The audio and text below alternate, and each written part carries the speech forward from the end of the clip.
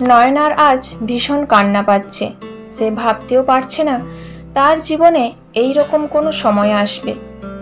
আবির, যার সাথে সে 5 বছর প্রেম করলো, তারপর বিয়ে করলো, বিয়ের বয়স এখন 4 বছর, তার সাথে এই রকম করবে সে কল্পনাও করতে পারেনি। সামান্য বাচ্চা না হওয়ার জন্য তাকে ছেড়ে আর একটা বিয়ে করতে যাচ্ছে। প্রেমিকরা স্বামী হওয়ার পর একদম বদলে যায়। সে শুনেছিল, আজ চোখে দেখছে। কাল রাতে অনেক মেরেছে নয়নাকে আবির, কারণ নয়না আবিরকে দ্বিতীয় বিয়ে করতে দেবে না। আবির মারতে মারতে বলেছিল, তোর মতো বাঁজা মেয়ের সাথে সংসার করব না। সাথে যোগ দেয় শাশুড়িও। পাড়া প্রতিবেশীর কাছে মুখ দেখাতে পারছি না বলে বলে ছেলেকে উস্কাতে থাকে। কোন কুক্ষণে তুই এই মুখপুরীকে এই ঘরে এনেছিলি?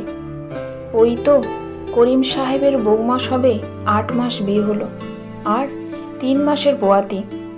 আর এই বাঁজা মেয়েটা 4 বছর হলো এখনো একটা বাচ্চা জন্ম দিতে পারেনি। দূর দূর করে ওকে এক্ষুনি তাড়া। তারপর ছেলেকে আঙুল নাচিয়ে নাচিয়ে বলল, একটা নাতি যদি না দিতে পারিস তাহলে আমি গলায় দড়ি দেব।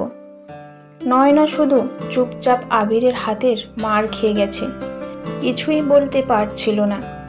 কিছুদিন আগে ডাক্তারের কাছে গিয়ে চেক আপ করাতে জানা গেল নয়নার জরায়ুতে ইনফেকশন হয়েছে, তাই সে বাচ্চা জন্ম দিতে অক্ষম।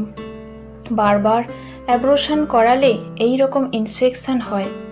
নয়নার মনে পড়ে গেল তার করা পাপের। কলেজে আবির আর নয়না পড়ার সময় শারীরিকভাবে মিলিত হলে নয়না গর্ভবতী হয়ে পড়ে। তখন দুজনেই স্টুডেন্ট, তাই প্রথমবার অ্যাবর্শন করায়।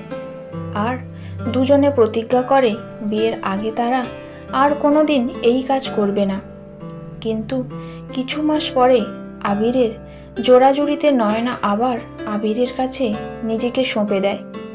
দুজনে সেই প্রতিজ্ঞা ভুলে গিয়ে আবার পাপ কাজ করে, যার ফলে নয়না দ্বিতীয়বার আবার অ্যাবর্শন করায়।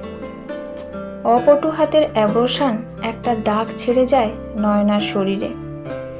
নয়না কেঁদে কেঁদে বলল, আমি মা হতে পারবো না, এর জন্য দায়ী তুমিও। তুমি জোর না করলে আজ এই দশা হতো না। আবিরও রাগ দেখিয়ে বলল, তুই বড় সতী ছিলিস, কোথায় একবারও তো বারণ করতিস না, নিজেও তো মজা নিতিস। শোন, তোর কোনো কথা শোনা হবে না। আমার বংশধর চাই, তোর দ্বারা হবে না। আমি দ্বিতীয় বিয়ে করে তার কাছ থেকে বাচ্চা নেব, আর তুই তোর ব্যবস্থা করে নিস। নয়না বলল, তুমি কি একটুও আমাকে ভালোবাসো না? আমার শুধু একটাই দরকার তোমার কাছে, বাচ্চা দিলে আমি তোমার ভালোবাসা সম্মান পাবো, আর না দিলে তোমার থেকে অপমান পাবো। আবির বলল, যে নারী সন্তান দিতে পারে না তার আবার দাম কিসের? তুই বাচ্চা না দিলে তোকে শুধু শুধু রাখবো কেন ঘরে? মা মেয়ে দেখে রেখেছে, পরের মাসে বিয়ে, ততদিন যা ইচ্ছা কর, কিছু বলবো না। নয়না ভাবতে বসে, কার জন্য সেই বাবার বাড়ি ছেড়েছিল? এই আবিরের জন্যই তো। অথচ আজ সামান্য কারণে তার ভালোবাসা উড়ে চলে গেছে। নয়না অনেকক্ষণ চিন্তা করলো, চোখের জল মুছল, আর মনে মনে বলল, না, এইভাবে কাঁদলে আমার প্রতি ওদের দয়া তো হবে না, উল্টে রোজ অপমান সহ্য করতে হবে। তাই ভেবে চিনতে একটা পথ বের করলো।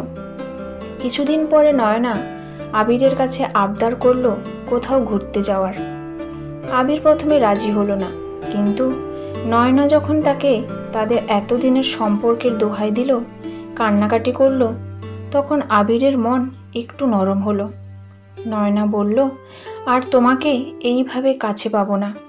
চোখের জল মুছতে মুছতে বলল নয়না, আর মাত্র কয়েকদিন পরে তোমার বিয়ে, চলো কোথাও শেষবারের মতো ঘুরে আসি, প্রমিস করছি আর কোনো আবদার করব না। আবির বলল, ঠিক আছে, শেষবারের মতো তোমাকে একটু আনন্দ দেওয়া যেতেই পারে। এরপরে এই বাড়ি থেকে চিরদিনের মতো চলে যাবে। নয়না মুখে কিছু না বলে দুদিকে মাথা নাড়ল। আবিরের হুঁশ ফিরতে দেখল সে হোটেলের রুমে বিছানায় শুয়ে আছে।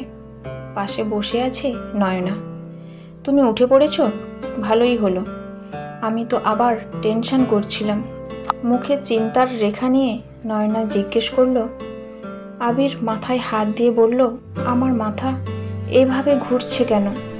আর আমি কখন ঘুমালাম? কাল তো সবে এলাম, এসে তো ঘুমাইনি, ঘোরাঘুরি করলাম তো।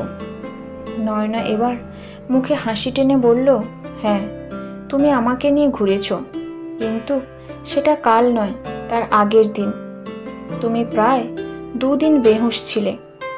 আবির অবাক হয়ে বলল, মানে কি বলছো তুমি? 2 দিন কি করে বেহুঁশ হয়ে গেলাম? নয়না বলল, আসলে আমি তোমাকে খাবারের সাথে ঘুমের ওষুধ দিয়েছিলাম। ভয় হচ্ছিল আবার ডোজ বেশি হলে তোমার আবার কিছু না হয়ে যায়। এখন তোমাকে জ্ঞান ফিরতে দেখে ভালো লাগলো। আবির রাগের চোটে বলল, কি বলছো তুমি? আমাকে ঘুমের ওষুধ কেন দিলে? নয়না বলল, তোমার ছোট্ট একটা অপারেশন করার জন্য। আবির একদম ভড়কে যায়। কিসের অপারেশন? নয়না বলল, আমি মা হওয়ার ক্ষমতা হারিয়েছি, তাই তোমার বাবা হওয়ার ক্ষমতাও কাড়লাম। জানি তোমার অনেক কষ্ট হবে, কিন্তু কিছুই করার নেই। আসলে এই চিন্তাটা আমার মাথায় সবে এসেছে। তোমাকে তো ক্লিনিকে নিয়ে যেতে পারবো না, তাই আমার একজন ডাক্তার বন্ধুকে সাহায্য চাইলাম। তাই বাইরে ঘোরার নাম করে তোমাকে এখানে নিয়ে এলাম, যাতে তুমি আমার প্ল্যান সম্পর্কে না বুঝতে পারো। মজা যখন দুজনে নিলাম, তাহলে সাজা আমার একার কেন হবে? আবির রেগে তেরে নয়নার গালে চড় কষায়। নয়না গালে হাত দিয়ে বলল, চড় মারো আর লাথি, এখন থেকে আমি তোমার সব কিছু। বাবা মার অমতে তোমাকে বিয়ে করেছিলাম, তাদের কাছে যাওয়ার আমার আর মুখ নেই। আমাদের ভালোবাসারও কোনো মূল্য নেই তোমার কাছে। আর তুমি কিনা বাচ্চার জন্য আমাকে ছেড়ে তার সাথে সংসার করবে ভাবছিলে? আবির মাথা ধরে হাউমাউ করে কান্না শুরু করে দিল। আবির রাগে ফুঁসতে ফুঁসতে বলল, আমার সাথে এত বড় ধোঁকা করলি তুই? তোর কথায় বিশ্বাস করলাম। নয়নাও বলল, আমিও করেছিলাম, কিন্তু সেই বিশ্বাস তুমিও রাখোনি।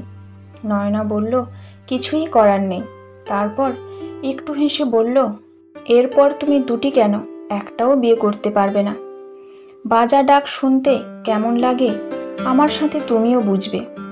আবির আর কিছু বলতে পারল না। তার রাগে শোকে মুখ বন্ধ হয়ে চোখ থেকে জল পড়তে লাগলো। নয়না আস্তে করে আবিরের চোখের জল মুছতে মুছতে বলল, তুমি আমাকে ভালো না বাসলেও আমি তোমাকে এখনো অনেক ভালোবাসি। আর যদি একান্ত প্রয়োজন বাচ্চা নেওয়ার, চলো একটা বাচ্চা দত্তক নেই। মা বাবা তো অন্য পদ্ধতিতে ও হওয়া যায় নাকি?